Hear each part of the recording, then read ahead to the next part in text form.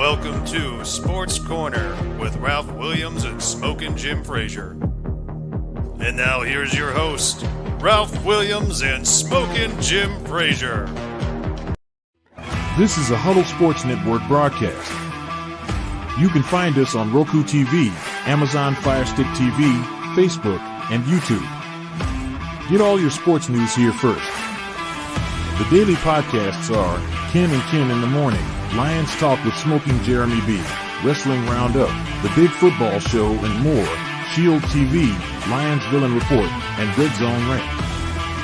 The afternoon podcasts are Valhalla, Grosef Sports, WCFL Dolphins Talk, The Cheap Seats, The Bodkin Show, Spirit of Detroit Podcast, and MM The nightly podcasts are HILES Hall Report, Frozen Tundra Network, Skull Gang 365, The Huddle Sports Network Open Mic, First and 10 with Foz, Main Event Football Show, Prime Sports World, The Man Cave, Prim and Proper Sports, Spitballing Podcast, Lions Fan Cave Chat, Puckett, 313 Den Podcast, The Guys Huddle, Shots from the Sideline, Let's Talk Sports, The Michigan Truth Sports Podcast, Off the Rails, NFC Northeast, Power Hours, and Detroit Lions News. Make sure you follow, like, share, subscribe, and comment. Hope you like all the shows.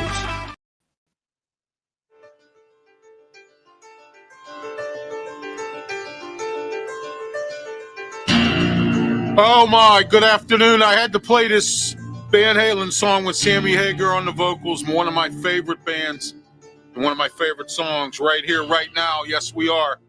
Right now, it is the Sports Corner show here with me, Ralph Williams, Smokin' Jimfrazier. It's great to be here, and it's great to have Smokin' Jim back. He was under the weather for a little bit, but it's great to have him back. Smokin' Jim, welcome back. Hey, thanks, Ralph. All right, Smokin' Jimfrazier, and we're going to get started here with our opening stuff here in a few moments. But first, I want to say this show is dedicated to my late father, Ralph Williams II, and my late nephew, Sean Negley Jr. All right. Also, don't forget, later on, coming up at 5 o'clock, we will be doing the Wrestle Talk show. That's with me, Ralph Williams, and Smokin' Jimfrazier. And our guest today will be Dean Radford, who runs a training facility for the Rise Wrestling Group, RYSE. We'll be showing some of their graphics coming up later. They have some events coming up this Saturday. And then possibly now, he said he's not sure, by phone, we might have T. Ranchula, local independent wrestler here at 5:30. That's a possibility. T. Ranchula by phone coming up later on. Also, Dean Radford from the training facility for Rise Wrestling. He'll be here to talk with us about that, his wrestling career, and a whole lot more, all coming up later on at 5 o'clock for the Wrestle Talk show. All right, and also, please don't forget that we are in the Mata Heating and Air Conditioning Studio, 724-2010-500, Mata Heating and Air Conditioning. All right, let's get back to this here.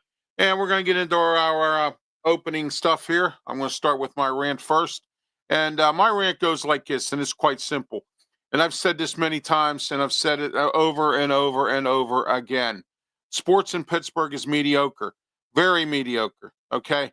But you know what's interesting? There's a possibility, and I say a possibility, that the Steelers next year might be pretty good. If there's rumors going around, Russell Wilson might sign for a 2-year contract worth $30 million. We will find out later on today. The rumors are out here, but our teams still stink, and I hope that next year they get better. And I got to tell you that the rumors are out there about every team here. And later on, Noah Howes is going to share with us what the Pirates are up to. And then we'll go from there for this season. The Penguins are moving around. And the Steelers, of course, it's the offseason. We're going to find out what they do. But can our three teams get it back in order in the next few years? We will find that out. And that's my rant for today. Smokin' Jim's wisdom. Hey, thanks, Ralph. I'll tell you what, man, this is shaping up to be an interesting Super Bowl. And I say that because Saquon Barkley's in the zone, man. And when the running back's in the zone like that, it's just hard to stop them. Listen, this guy's getting a breakaway run every week, 50, 60, 70-yard touchdown. In the second half of the game, if the Philadelphia Eagles have a lead, Kansas City may have a hard time, recapturing their championship ways because Saquon Barkley could just take over the game in the second half if you can't stop him. He's just an unbelievable player, my MVP, and congratulations to the run game that seems to be coming back in the National Football League. All right. Smokin' Jim's wisdom. Great job as always, Smokin' Jim, and welcome back. As I said before, I know you were under the weather this week, so welcome back. All right.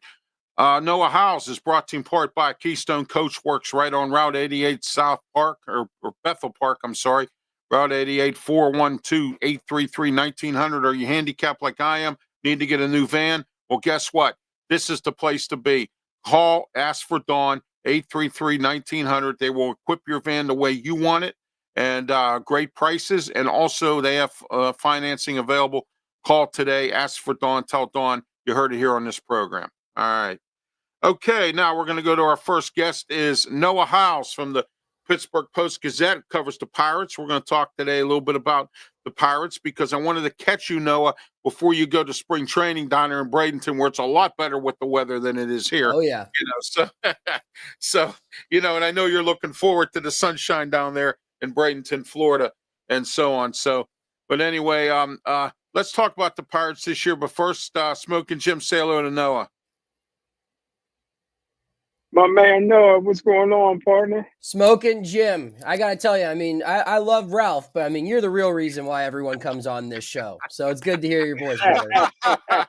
Thank you, sir. Oh, man. I'm the booking machine, and I'm also Pittsburgh's forgotten son because they all forgot about me in the radio business. So that's why I'm here. But I have my own radio show now. So there we go.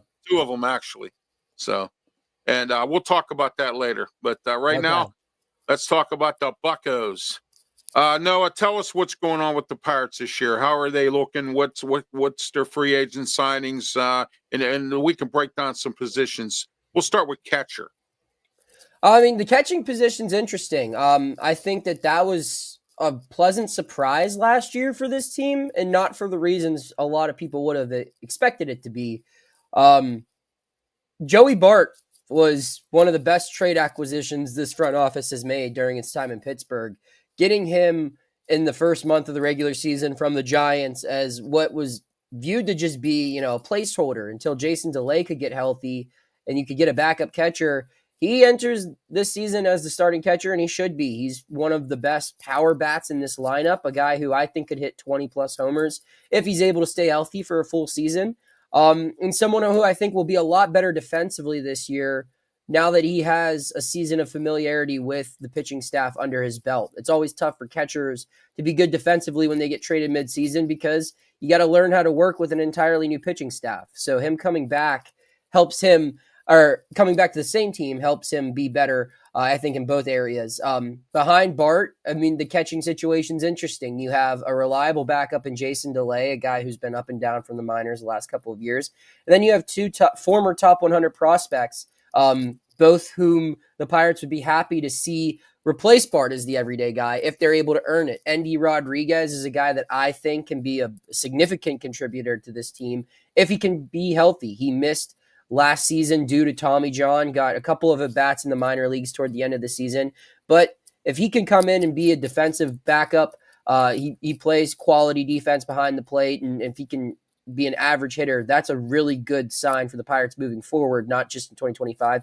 And of course, Henry Davis is a big concern, question mark, whatever you want to label him. First overall pick in 2021, haven't got a ton from him at the major league level. Hits minor league pitching well, but you got to see him put it all together. Don't know what to expect from him this year, just with the log jam of talent they have at that spot. But if he can hit, they'll find a place for him in the lineup. Maybe not at catcher, but somewhere. All right. Let's take a look at, do you have any questions, Smokin' Jim, for Noah about the catching situation?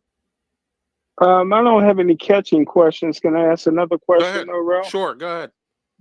Hey, no, I may be in the minority, but I fully expect the Pirates to make the playoff this year. Am I just whistling in the wind? I don't know about playoffs.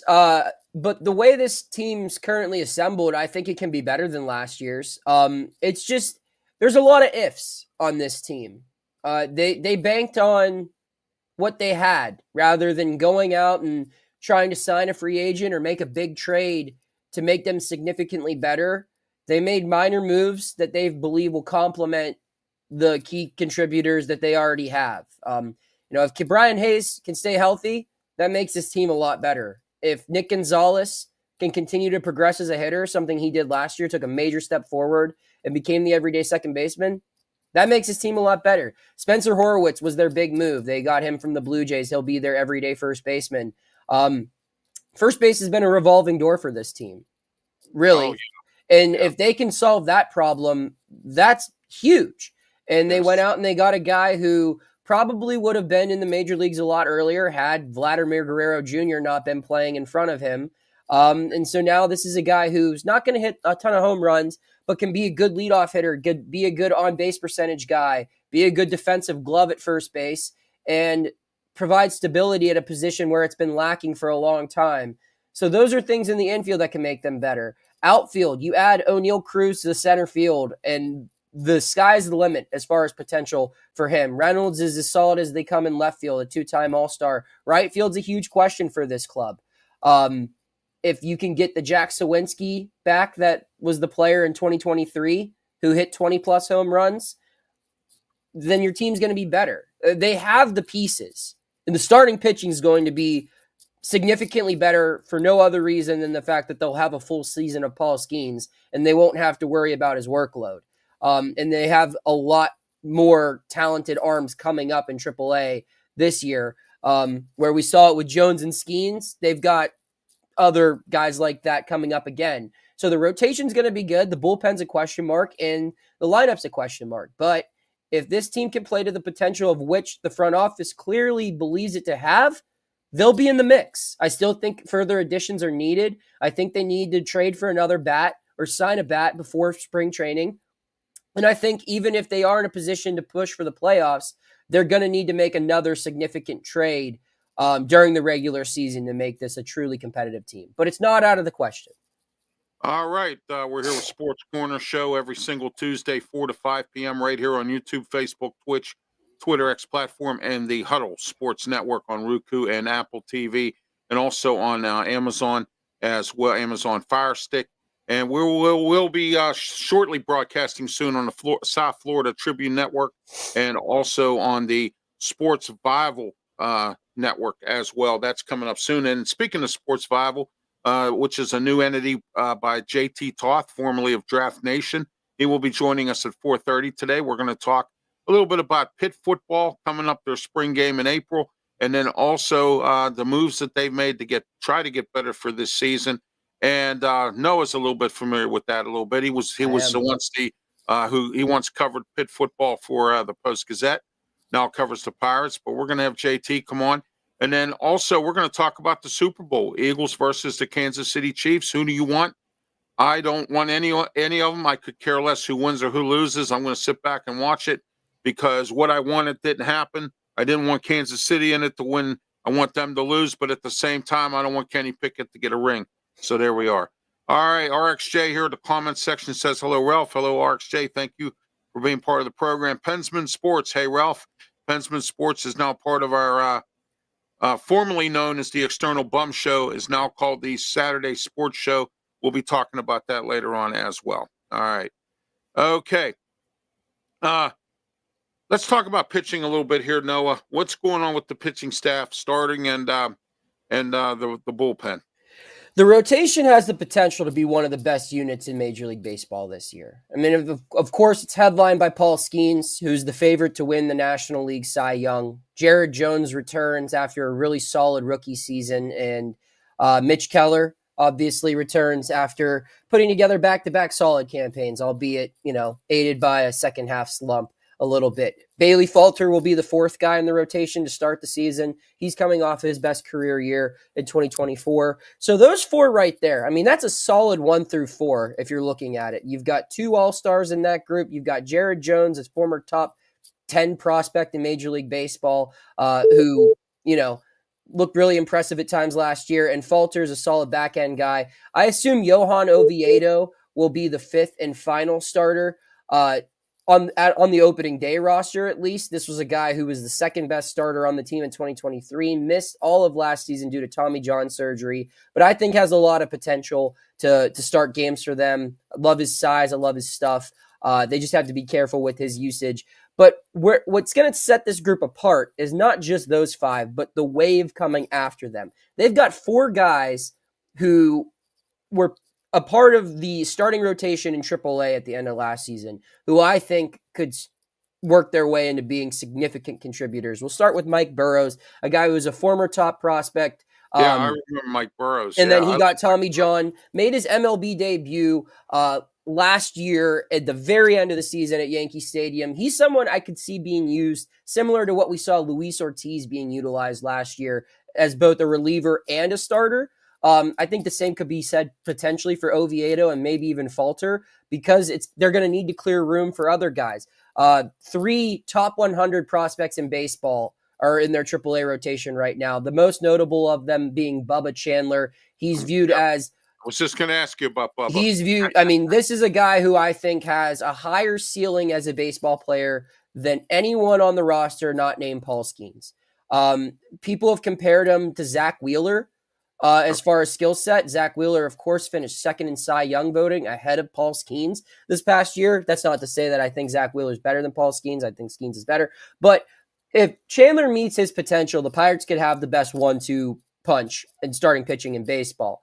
I don't know if we should expect him to be as good as Skeens was as a rookie last year, because I don't know if we could ever see that again from anyone. But I would expect this guy to be as good or better than Jared Jones was last year. And then you have a couple of other guys. Braxton Ashcraft is an interesting guy who's another top 100 prospect, but he's had his share of injuries. I personally think he has a future more in the bullpen, but from conversations I've had with people who run the team, they still view him as a starter, and adding that extra depth can help. And then finally, Thomas Harrington, another top 100 prospect, a little different than the rest of the bunch. He's a guy who isn't super velocity. He's not going to throw 100-mile-per-hour fastballs, a bit of an old-school pitcher. Paints the strike zone, relies on his breaking pitches, has a lot of precision and control of the zone. So right there, those are 9 names that every time they're on the mound, you should feel confident that the Pirates have a decent chance to win. It's just a matter of getting them run support and hanging on to a lead once they get it, which is where the bullpen comes into play. They're banking on David Bednar to be the closer, which, if I told you this at this time last year, would be a no-brainer because he was a 2-time All-Star. But last year was a bad season for Bednar. Can he bounce back? I think so. They have some young guys with upside potential, the Majinskis, the Nicholases. I think Burrows could be included in there. But they also have some veterans that are reclamation projects they've brought in. A couple of left-handers to keep an eye on. Caleb Ferguson, former Dodger, Astro, and Yankee. Tim Maeza, former Blue Jay and Yankee. These are guys who have had really good seasons in the major leagues, struggled a little bit last year, similar to Bednar, but the Pirates believe they can fix them and get them right. And if so, you pair that with the young arms they have, and they could have a decent unit. The biggest addition to the pitching this offseason wasn't actually a player, though, Ralph. It was a coach. They brought on Brett Strom, former Astros and Diamondbacks pitching coach. Is that older guy? He's like in his 70s or something? He's in his late 70s. Yeah. This is a guy who has coached a pitching staff that has participated in 4 of the last 8 World Series. He's worked with guys of the likes of Garrett Cole, Justin Verlander, Lance McCullers Jr., Framber Valdez, Zach Gallen. He knows how to develop. And what's interesting, Zach Gallen, I remember him. What's interesting about him is he has a high focus on analytics, and he kind of complements something that the Pirates are lacking. The Pirates are very big on inside fastballs and sliders. This guy adds a little bit of a curveball into the mix. I think he can take a lot of guys to the next level. The potential for Pirates pitching is very high. And they're going to need it to be high because the lineup doesn't have as much potential as far as run creation goes. If this is going to be a playoff team like Smokin' Jim envisions, it's going to be because they have one of the best pitching staffs in the game. I would be satisfied with 500. I mean, because we haven't seen that. I mean, I would love just to see 500. I'd be a satisfied person with that. But if they go to the playoffs, to me, that's a bonus. I mean, and the funny thing about this team is, the funny thing about this team is if they can just get in the playoffs, they could be a very big problem for a lot of teams. Because if you look at teams that typically go on these crazy runs in the playoffs, it largely depends on pitching. If you have a starting rotation that can give you 7 innings of good work with less than 3 runs in every game, you're a team that no one wants to face. And I think the Pirates have that. It's just a question of being able to get there. But if you can get Paul Skeens, Jared Jones, Mitch Keller, and Bubba Chandler into a postseason series, they have an advantage. I like his new assistant coach, Strom. I did some research on him. I mean, I know he's in his 70s and all that stuff, but he still got it.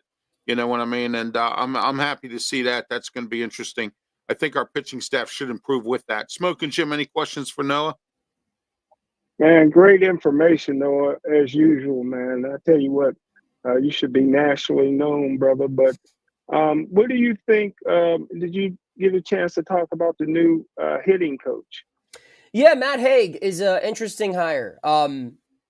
It's a polar opposite of what they did with Strom here, where this is a guy who had only been in the major leagues as a hitting coach for 1 year. Pirate fans might remember him for the fact that he played for the Pirates a decade ago. They called him the hit collector. That was his nickname. A guy who never really panned out in the major leagues, but had a really good minor league career.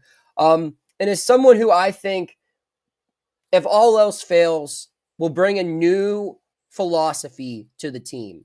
I think the flaws of past hitting coaches for the Pirates have been the ability to communicate their message. And this guy is a better communicator. And that's part of it. You're getting guys to trust you on how they make their money, right? Hitting is how everyone gets paid in this game, unless you're a pitcher. So you need to really trust your hitting coach because you're going up against the teachings of everyone who they've worked with prior, be it at the professional level or even their high school or little league coaches.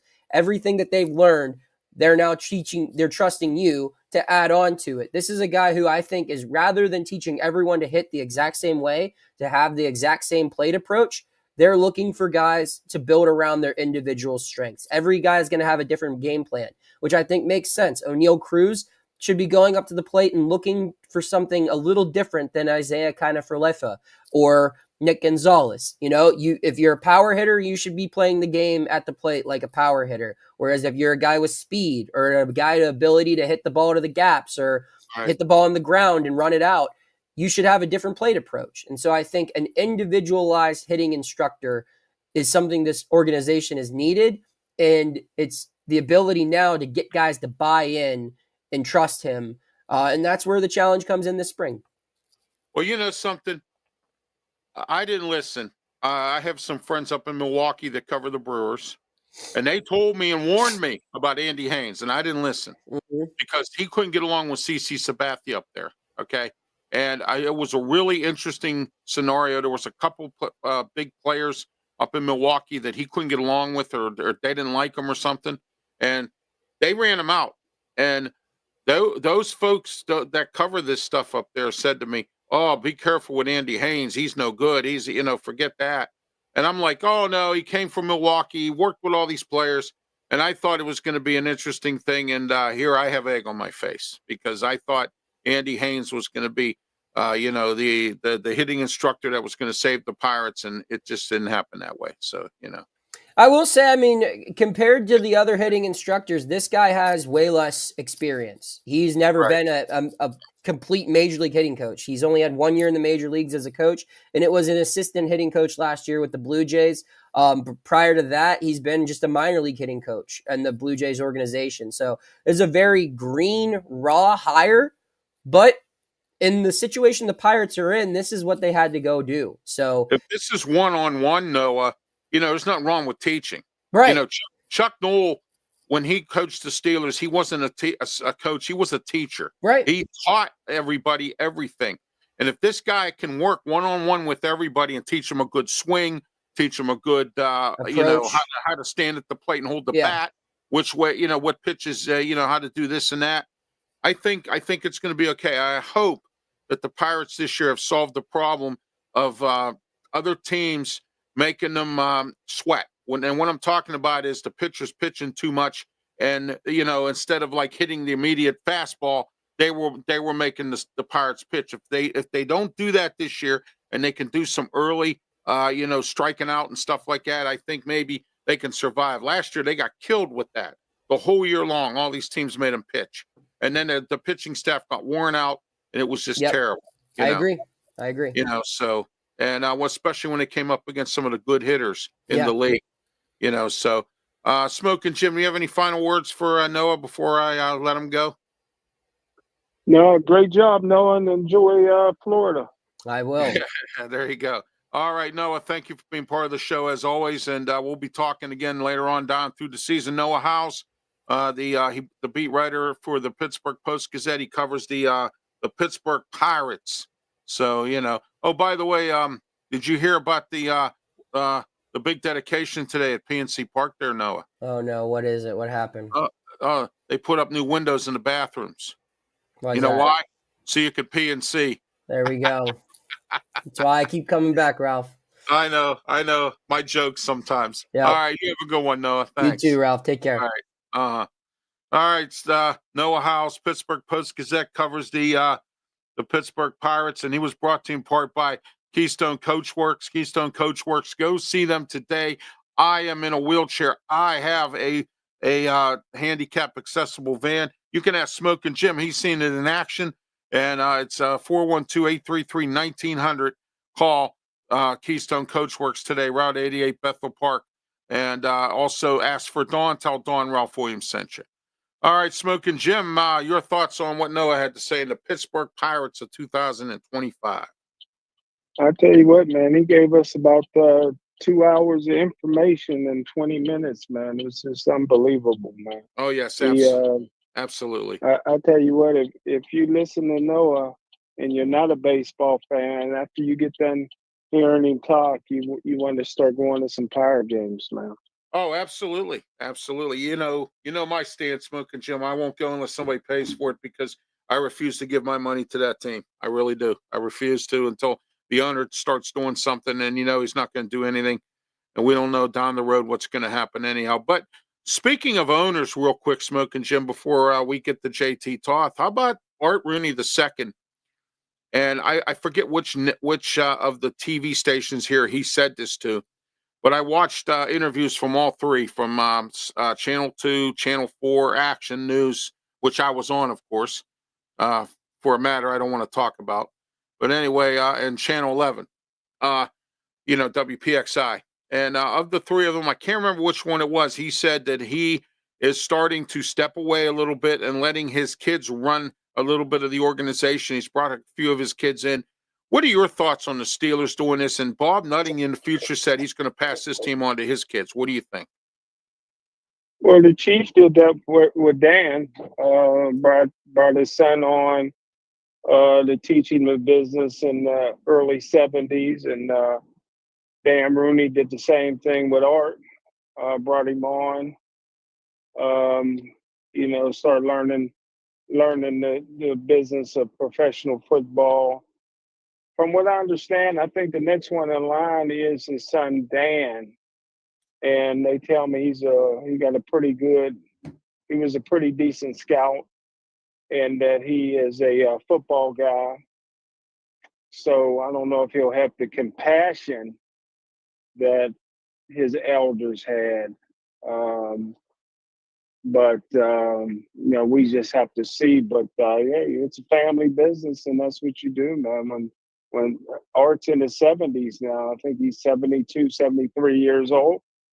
And so sooner or later, he's going to have to back away from the day-to-day tasks like Dan did, his father did. And I'm sure he'll be sticking his beak in here and there, but it's time. It's time to turn the reins over to the next roadie in line. So I have no problem with that. Oh yeah, yeah. But I mean, it's just the same example. Bob Nutting has spoken about how he's going to pass on his team to his daughters, and we saw how Cameron Diaz ran a team on any given Sunday. If you ever saw that. So I mean, but anyway. Oh, she was hot in that movie though. Oh, brother. I know Woo! she was hot though, but she was one hot person and not running the team right, and getting on the coach's nerves and all that other stuff. But anyway, all Well, right. look at L. Davis. You've seen the example with L. Davis, and his son just never had the knack for it. No, for whatever no, and we reason. see the result of it right now, unless Pete Carroll can save him, So. Well, you see the offensive coordinator they got, so that could be interesting. Exactly. Chip Kelly, Yeah. $6 million a year. Jeez. He's making as offensive coordinator. So that's another reason Eric Bieniemy should have stuck around.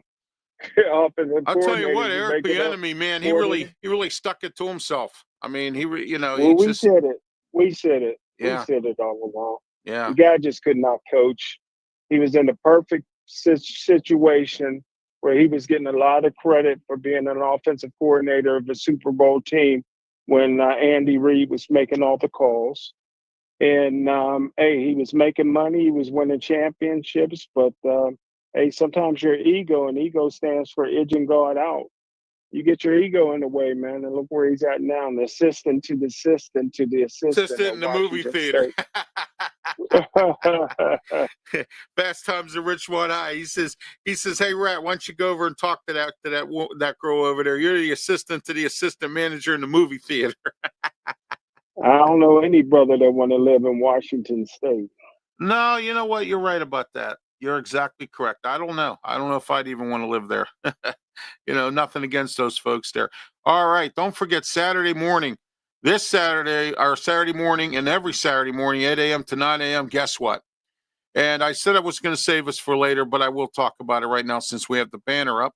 I found out from a very prominent local media person who handles media relations for politicians, but digs into ratings of stations. Come to find out that the Ralph Williams, Tony Moreno show is beating the local station here called KDKA on Saturday mornings in the ratings.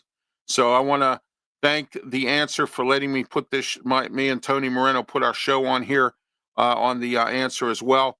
And our guest this week will be Eileen, oh man, wow, geez, Eileen Stevenson from the Republican Party, the local Republican Party in the city of Pittsburgh. She will be joining us this week to talk about, do the Republicans have a chance for mayor of the city of Pittsburgh? We'll talk about that with her coming up this Saturday, 8 a.m.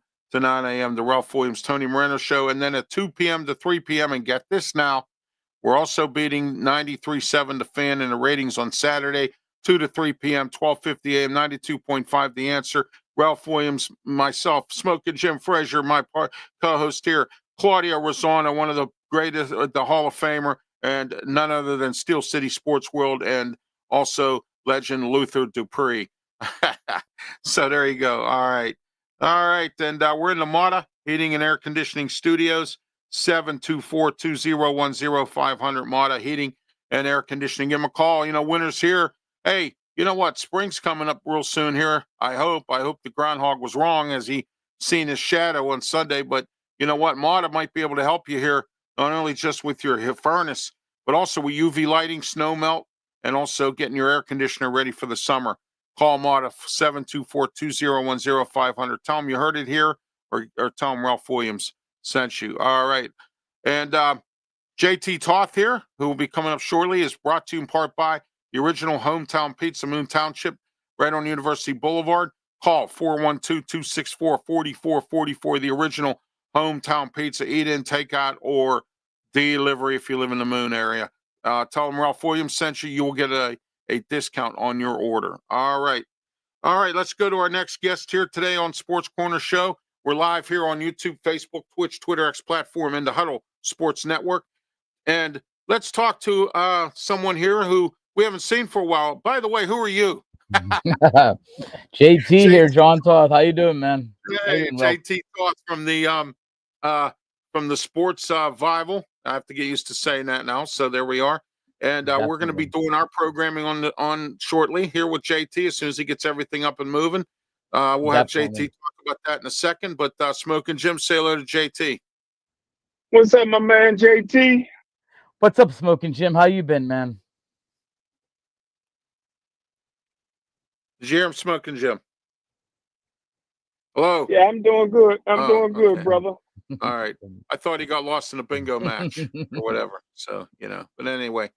All right, JT, welcome to the show. Tell us a little bit about your new entity here, Sports Vival. Tell us a little bit about that. It's actually new, but it isn't. I did it for like 5-6 years before changing my ways to that other company. But it's all Sports Vival. It's if not for sports, how would we survive? And it's basically it'll be a local Pirates, Steelers, Penguins, but also like I was doing before, a lot of stuff on the draft. With the draft stuff, we actually do T-shirts stuff as well. Podcasts will be on there. It's gonna bring the sports fan out and Pittsburgh fans. It's gonna be a spot where a Pittsburgh fan can write an article. They can come on a podcast.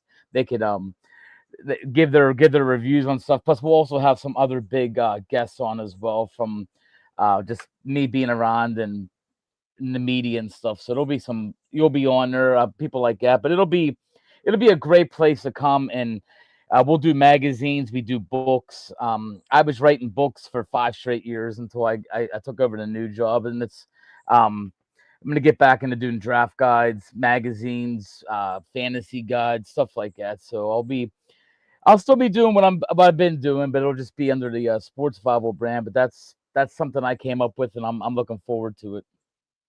Real quick, JT, because I know I want to talk to you about Pitt football. The spring game will be coming up in April here around the corner, more or less. And we're into February now, and we'll talk about that in a few moments, and also the Super Bowl. But first, I want your thoughts on what do you think the Pirates are going to do this year? We just had Noah Hiles here. He gave us the scoop on everything. But I want to get your thoughts on this year's Pirate team. Man, I love their pitching. I really do. I mean, if they give if Bubba Chandler can make that kind of jump like Jared Jones made last year, I think that'll that their rotation will be phenomenal. I'm excited about Endy Rodriguez. Nobody's really talking about Endy Rodriguez coming back. Him and Joey Bart might be our best combination behind the plate in years. But I still think we're lacking an outfielder. I mean, the one guy that I want to see the Pirates give a big chance to is Billy Cook, the guy we got from the Baltimore Orioles last year. Yeah. During the deadline. I think the kid can play. They're talking about him platooning at first, maybe platooning in right. But I want to see him get at least 450, 500 plate appearances. I don't know how they're going to do that, but they still never really touched on their outfield problem. I think Frazier was. I would have rather seen the Pirates sign Alex Verdugo, honestly, than exactly. Frazier. Right. Yeah. Yeah. They brought him back for nostalgic reasons. You know what I mean? For nostalgia. Definitely. So. I just think they're still lacking that. They're still lacking that middle of the lineup bat to go with Reynolds and Cruz, and I think that's going to be what hurts them. I think the pitching will keep them in games though this year. Yeah, that's what's going to have to happen. They are lacking power. They should have re-signed Carlos Santana when they had a chance. He was a decent bat when he was here, and he was good defensive first baseman. And then they screwed Rowdy Tellez. I thought screwing him out of his bonus. I thought that was wrong. And I agree. So all right, let's get away from the Pirates right now. JT, let's talk about Pitt football a little bit here. Alan Green didn't say much about Narduzzi in his last press conference about the athletic department at Pitt, but everyone wants him out now after the last year's debacle. Your thoughts on what Pitt could do this year and what are they looking like? From what I'm gathering, and I've been pretty much close to the basketball right now, but the football, they still got some talent, man. They got Holstein, a quarterback coming back. Right. they got one of the best playmakers on offense, maybe in the country, with Desmond Reed at running back, which I'm excited about seeing him coming back. And they got that kid on defense, Kyle Lewis. That's our three guys that you got to watch this year. I think they're the three guys that are gonna stand out, possibly be all ACC this year, as Reed and Lewis were first teamers this past year. So they got talent. Of course, you got the transfer portal, which I thought they actually did pretty well. They lost some players, but the players they lost were guys that really didn't make a mark here. And they signed two wide receivers. They got a kid named Deuce Spann from Florida State. He's a 6-year receiver, and they got a redshirt sophomore named Andy Jean, who was playing at Florida. So I like what they're doing. I think their defense is going to be solid, like it normally is, and they got to figure out what caused the they got to figure out what caused the late season letdown last year. I mean, they just totally terrible. it was terrible. I mean, 7-0 to what they finished 7-6. So Yeah. So Yeah. and that all started with the loss against SMU, where their defense got exposed, and then after that it slid downhill. But I'm a Narduzzi guy to the point where I say give him. I say this is his. I say this is his biggest. This is his hot seat year if I ever saw one for him. I think this is with the schedule they got. It's a little rough. You got some good home games. I think he's gotta make it like an 8-4, 8-5 kind of season to get back in the graces. I don't think Pitt has. Let's be honest. I don't think Pitt's gonna have what it takes to get in the playoffs here until they have one of them recruiting classes. They either have to get a new coach or they have to do something here, JT. They can't fire Narduzzi. The buyout's too big. And when I found out what it was, I almost fell out of my wheelchair here. But anyway, I find out how big that the buyout was for him, and I know why Heather Light got fired. That was probably one of them. One of the reasons she got fired, of many that I was told. So anyway, I'm not happy with him, and I'm not happy with the last two seasons. Not happy at all. And I think that they need to manage this team a little bit better. And I think Alan Green now got to look at what's going on, and this will be his second year as the athletic director. So, as they say, that was his feeling out period here to see what his teams look like before he makes a decision. And in one perspective, I wanted him Narduzzi out right away as soon as Alan Green signed with the Panthers. But now, when I think about it, I'm glad that he got 1 year to take a look at everything before he actually make a decision. As rash as that. I do, and Pitt's changed. I mean, Pitt never recruits well. They haven't recruited well for years. I mean, they can't compete with the Penn locally, State. JT. They don't have it. They just don't have it. That's what I'm saying. They can't recruit against the Penn States of the world and that. So they're losing out on the local kids. But they are doing a better job. They do an above average job though of grabbing the right guys out of the transfer portal, and they have here for like 2 or 3 years. I mean, Desmond Reed was basically a no name. Holstein, and that's what's happening in college nowadays, Rolf, is free. It's like free agency now. Like if Alabama gets 3 5-star quarterbacks, 2 of them ain't gonna play. So guess what's gonna happen?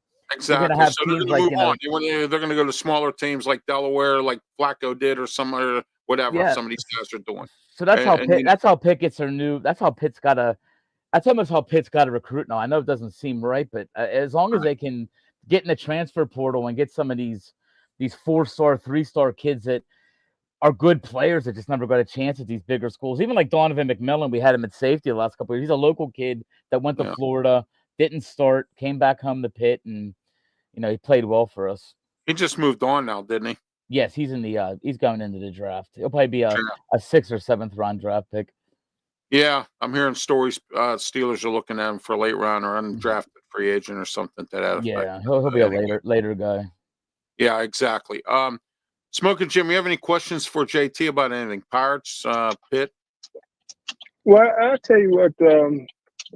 I'm not as down on Pitt as some of the local guys are, because it's a 3-4 year program where you build a program for 3 or 4 years, and then you hope that in that 4th year you can compete and be ranked nationally. But I tell you what, with the offensive coordinator that they have, I'm really excited about him. Holstein, I think that they got a freshman backup quarterback that showed in the bowl game that if Holstein goes down, that he can play winning football. And like you said, that Desmond Reed, I don't know if he's big enough to play in the NFL, but I tell you what, that guy can walk away with a Heisman next year. And so I'm excited about Pitt. I like this. I think they have the talent to go to a bowl game. What do you think, JT?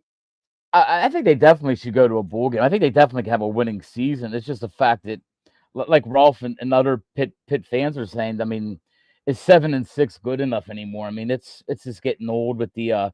It ain't like we're in a powerful conference by no means either. I mean, we only have maybe 3 teams that should beat us on paper, like a Clemson, Florida State, SMU last year. I mean, we're not in the toughest conference in the world to keep going 7-6. There's no reason we can't have one of them, 9-3, 10-2 seasons like we did back with Pickett. And part of the problem with Pitt's been since Pickett's left, they just don't know what they're doing to quarterback. So this is the first time we're going to have the same quarterback now coming back to back. So hopefully, they can make something work here. I mean, that Jurkovic, that was a terrible season there. That was like a stunting year for Pickett. Yeah, 3-9 out of nowhere. It made no sense bringing on the offensive coordinator at the time, and they have the right. And you're right, they have the right tools. And this is the first year that Narduzzi got to bring in some of Cade Bell's kind of guys and recruiting. So we'll see now how the offense looks now that he's starting to. And I mean, you figure that Cade Bell came in and had to take over the Pitt's players who was there. Now he's got a chance to bring in some of his transfers and recruits. So we'll see if how much that improves. Yeah, well, you know what, JT? I said this, and no one believed me. I said it's going to take a few years for Cade Bell's offense to sink in. Last year, I saw some kinks in the armor, as they say, and I said this. You can't shove a square peg into a round hole. Remember when Wannstedt inherited the Walt Harris team, and then he was trying to do the power running game, and they just didn't have the talent up front and all that stuff to do that.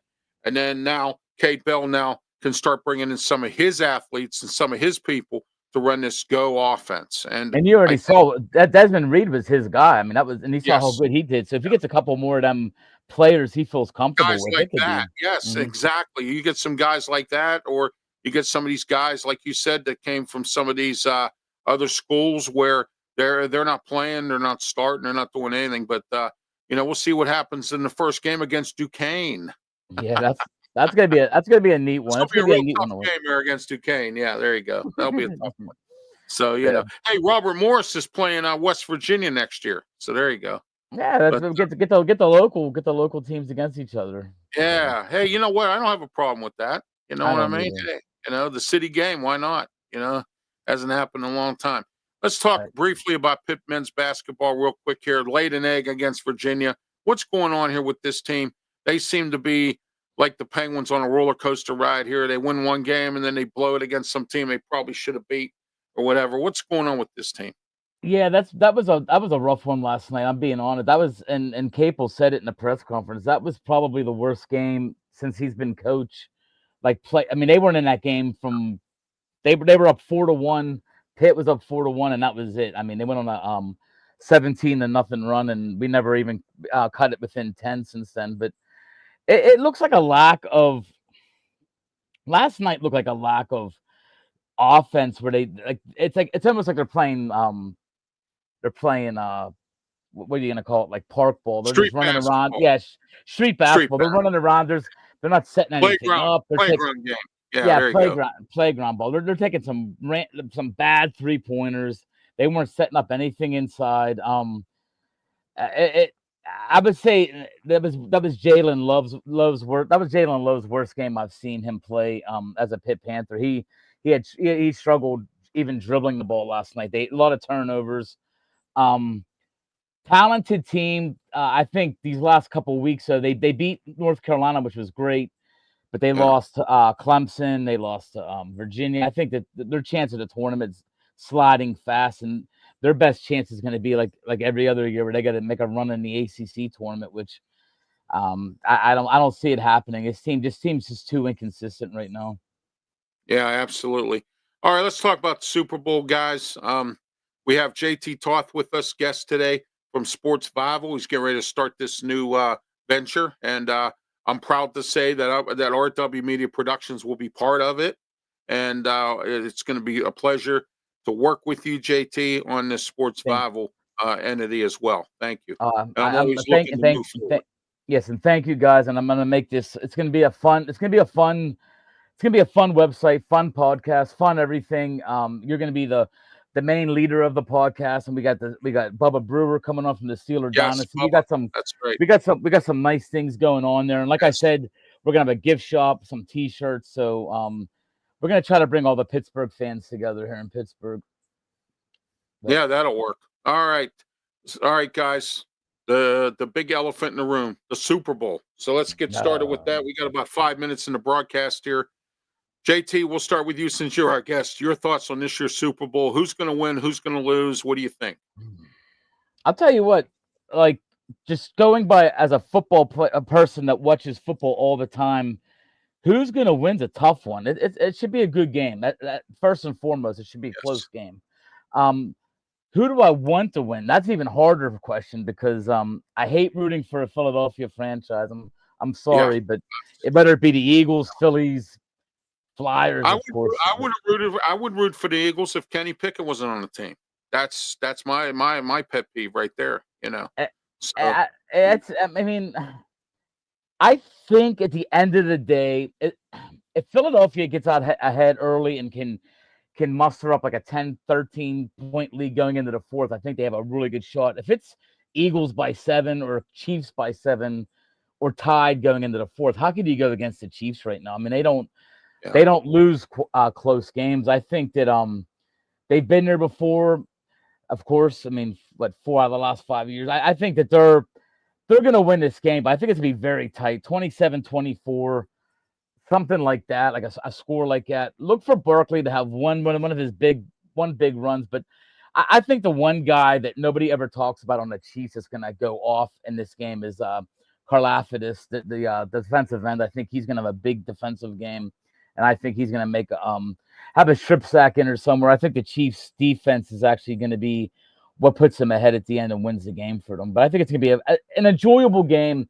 I wish it was 2 different teams that were this close in talent, but I mean, I have no problem if either team wins, but I'm gonna say Chiefs win 27-24.